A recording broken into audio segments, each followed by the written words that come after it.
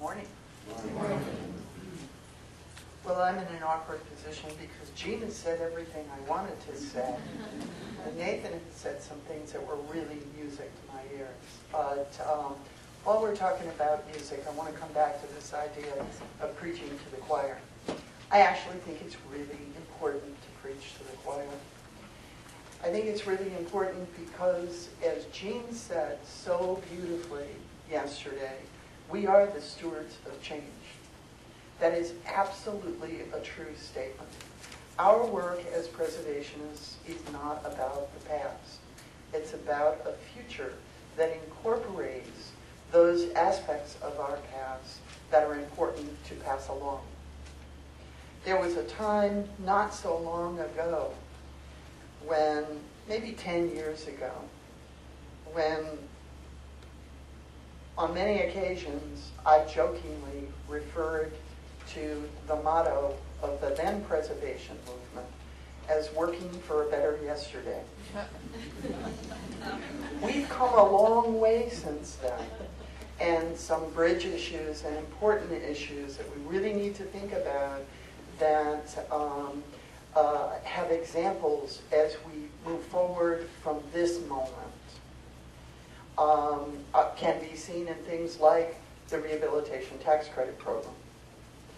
We changed the debate with that program from what many thought and still say, and I have to say this includes some state officials, that historic preservation is just about emotion. Emotion. What we changed with the rehab tax credit is the willingness of a whole bunch of new people to join the choir and to recognize that preservation was a tool for the future. To recognize that we could rebuild our cities, reuse the infrastructure we have, create jobs, all sorts of things, because we changed the debate by looking at facts and figures and new stories and drew new people to the table. And that's what we need to do now. We need to seize this opportunity and really embrace the change. And that's going to depend upon a lot of things. I also want to come back to a fundamental question of language.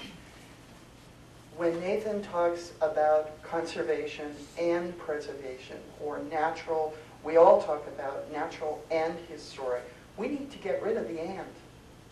It's all part of the same picture. And we as preservationists need to embrace the conservation community as our own, just as I call upon the conservation community to embrace us as part of your own. We are all in the same cause together. We indeed do work for the same secretary. It's not the Secretary of Natural and Historic Resources, but the Secretary of Natural Resources. And we need to really bring it all together and integrate it.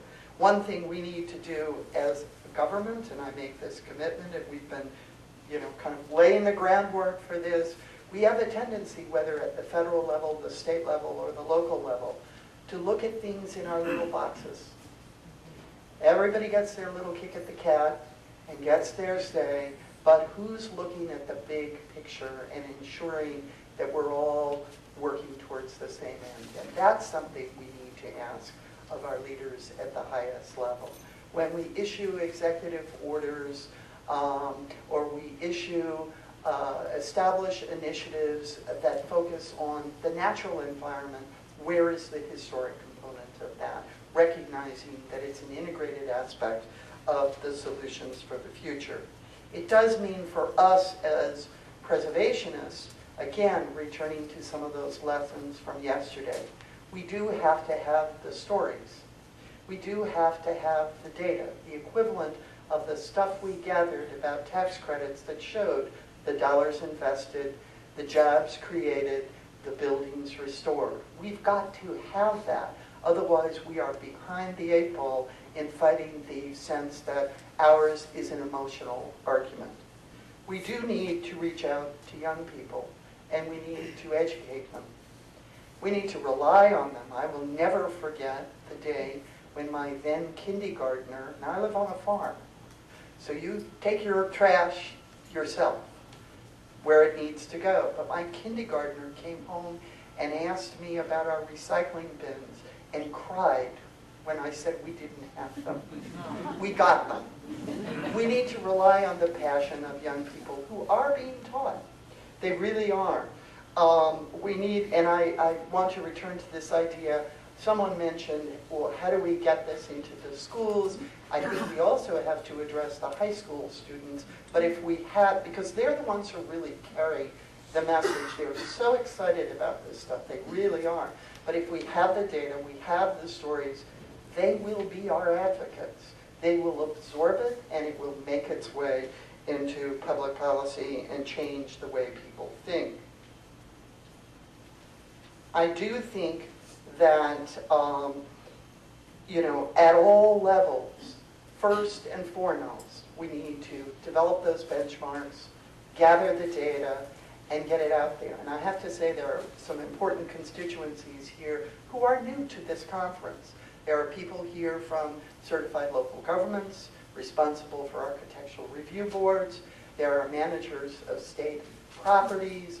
All of you have a role to play in along with the pure citizen advocate in carrying these messages back to your community. But our commitment is to work first and foremost with our national partners, with our state partners, and with community leaders to gather up what's out there. Yes, we need benchmarks, and that's got to happen at the national level. But we first and foremost need to make those stories, gather those stories, develop the data, develop the material, and make that available through all possible means, whether it's the internet, to our legislators, to students, etc. That's what it's going to take to change this debate, starting with us. And I do think that we are at a critical maturity point with something like the tax credit program. Let's be honest about it. A lot of folks got involved in the tax credit program for the social value and to make a little money along the way. But it's so successful now that for a lot of folks, doing a rehab, looking at a historic building, is looking at product. And that's great. We just need to recognize it and recognize that as the product is examined by those who are our partners doing tax credit, or we need to keep our eye on the prize and recognize the opportunities for flex as we can find them in the larger interest of preserving a building, preserving a street, preserving a community. So there's a challenge to us as well as government agencies to find that flex and keep our eye on the bigger prize. Thanks.